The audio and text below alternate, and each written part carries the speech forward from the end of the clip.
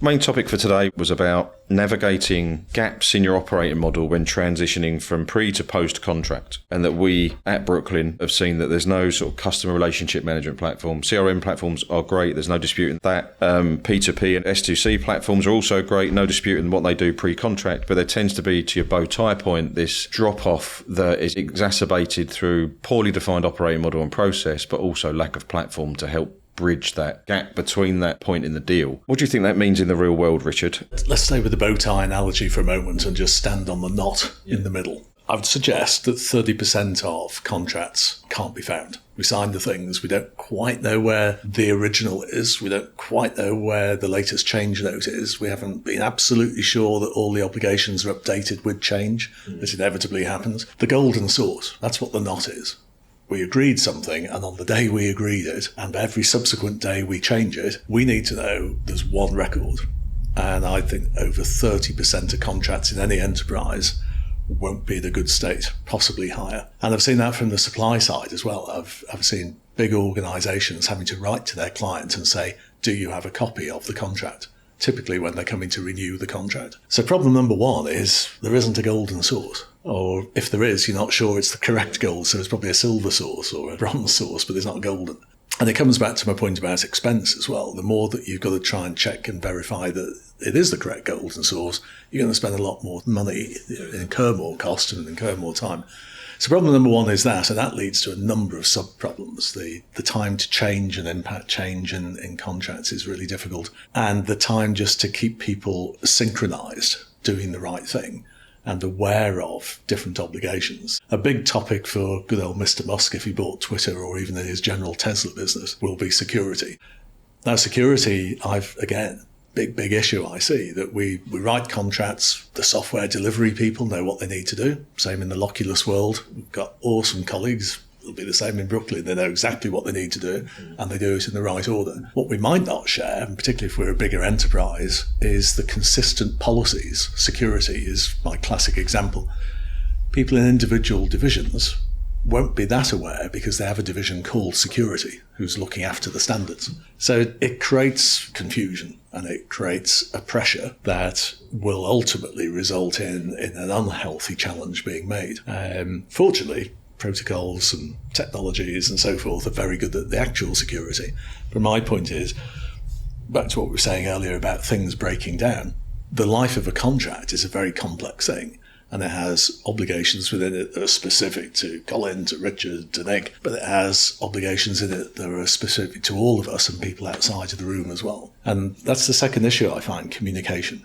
Communication is very, very poor in the world of contracts. So when you sign a contract, people send out comms saying, fantastic, we've signed a contract. Very rarely does it say precisely what it's going to make that different and how your life will become better or how your life will change. That's how we look at it from a congratulations, you've signed a deal. But we also look at it on the basis of congratulations, you've signed a contract, which is the birth of your relationship, right? It's the birth of your deal together, your future partnership. And there's a level of stigma or emotional worry when people say, oh, we're referred to the contract. Because anyone who says that to me, or when I hear that, it feels to me, because you've not digitised your contract and not living in it in a day-to-day basis and understand all the component parts, to your point, you're referring to something in a drawer. Because you've made it sound like, let's refer to the contract. It's like, you shouldn't have to say that if you're already living out the structure of the contract anyway and you know where that is, because you wouldn't say it in that way because it's next to you in obligations and detail in a system. And when you say that, I think to your point about 30%, I could well believe that it's easily as much as 30%. But I think the far bigger percentage after that would be a band that's about, we've got what we initially signed on day one, but that has changed so much in the last 90, 120, 365, 720 days, that it's just not representative of what we're doing now. So where's the diff, basically? Absolutely, and the diff is the perfect world. So if I go back again to my bow tie, but I'm going to change the wings now. So if you've got the wings as a physical picture in your mind of two lines drawing together into the knot in the middle of the bow tie, well, let's get rid of the wings and put two wheels there. So the golden source is not a static thing. Particularly if you're in a regulated industry, the policies will change all the time. And back to my example of one of the banks, you have 800 companies, so multiply that by the number of colleagues in those companies who will be working with your bank. You've got thousands of people that you need to tell a policy has changed. not an easy thing to do, and not an easy thing to put an audit trail behind proving that you've done. But equally on the other side, what's happening there? So we've not talked about a wheel on that side, a life cycle. Now there's a commercial life cycle that is taking place that's inextricably linked to this golden source, which is evolving. And the commercial life cycle is everything we've spoken about. It's everybody being up to speed with the obligations that sit in the contract, seeing them as friendly things that are helping them. They're there to help you along in life. Understanding and being able to understand with plenty of time to respond to incidents that your systems might tell you about, but the systems haven't been talking to you. They're screaming, but you're not hearing them. Integrating all of that in the commercial life cycle, and then recognise when you need to make change, you're handing over through the knot to the golden source, the legal life cycle. Where we've implemented that in the last 5 years, the cost savings have been dramatic. But what's been even more dramatic is that proactive way of working. Companies are now working far better together. There are fewer disputes, there are fewer contentious issues taking place. Most importantly, there are fewer people involved.